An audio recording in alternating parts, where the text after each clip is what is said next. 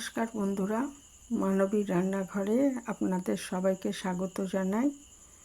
আমার আজকের রেসিপি হলো পনির চিলি।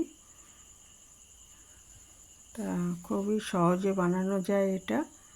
আমি এখানে একটা 400 গ্রামের পনিরের প্যাকেট নিয়েছি, আর নিয়েছি ওই 4 চামচ কর্নফ্লাওয়ার আর 2 চামচ ময়দা। ওটার গোলাতে এই পনিরগুলো দিয়ে ভাজবো।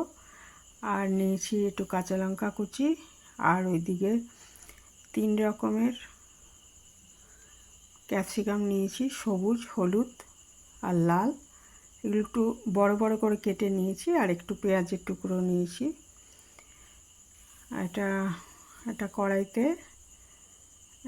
সাদা তেল দিয়ে দিয়েছি, আর ওইদিকে ওই কর্নফ্লাওয়ার আর ময়দা এটা একটু লঙ্কা গুঁড়োর সাথে ওই সিমলা মির্চ আর কি, যেটা কাশ্মীরি লঙ্কা যেটা, সেটা দিয়ে একটু নুন দিয়ে তার মধ্যে এই পনিরগুলো ডুবিয়ে নিয়ে ওই মিশ্রণটায় ভেজে নিচ্ছি দুপাশ।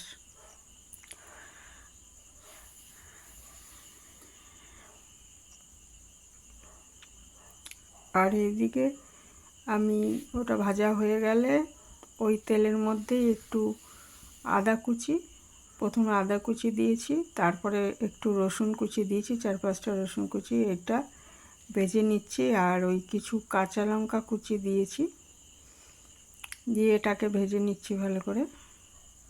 ভাজা গন্ধ ছেড়ে গেলে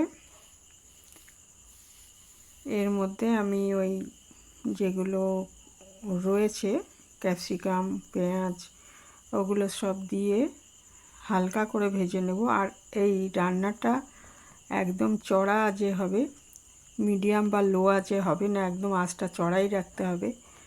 আর সবজি যেগুলো কেটেছি, ওই ক্যাপসিকাম, পেঁয়াজ, এইগুলো সবই একটু ক্রাঞ্চি ভাব থাকবে, নরম হবে না।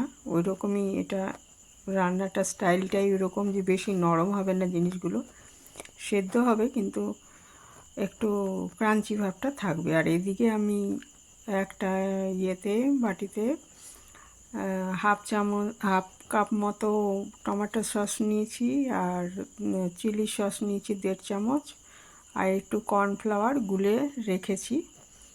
আর ওইগুলোকে সবজিগুলোকে একটু হালকা করে ভেজে নিচ্ছি।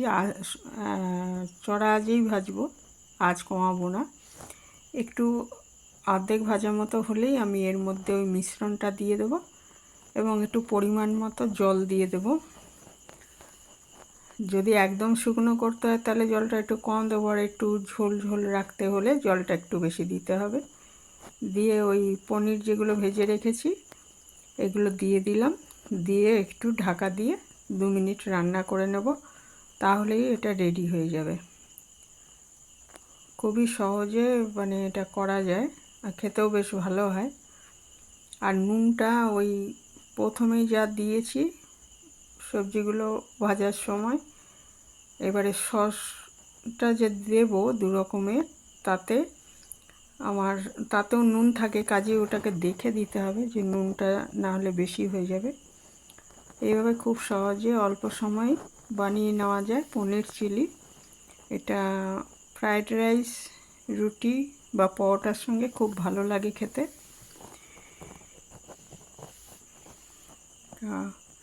আপনারা কে কে বানান জানাবেন আমাকে কমেন্টে। এখানেই শেষ করলাম।